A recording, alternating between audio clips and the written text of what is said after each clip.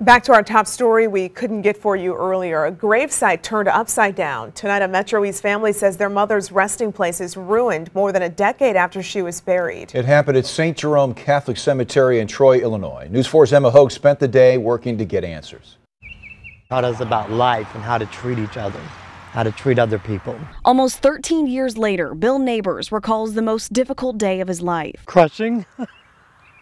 It crushed me. His mother, Edna Neighbors, died of a stroke in July of 2006. Her wish to be buried at St. Jerome Cemetery near the church she'd belonged to for years.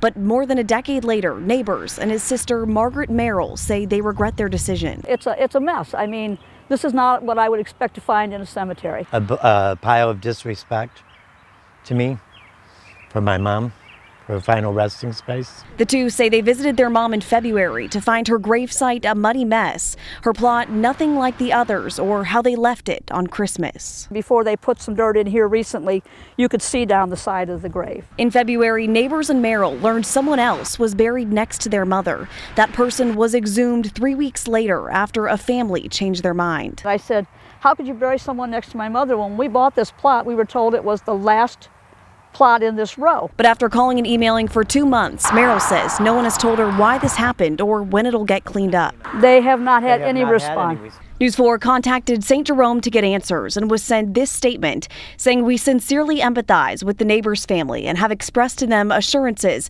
that with spring weather finally here, we will work to bring in fresh dirt and have plans to seed the impacted areas." The church blames weather for the cleanup delay. I want this grave back in its original shape and form. That was our Emma Hogue reporting.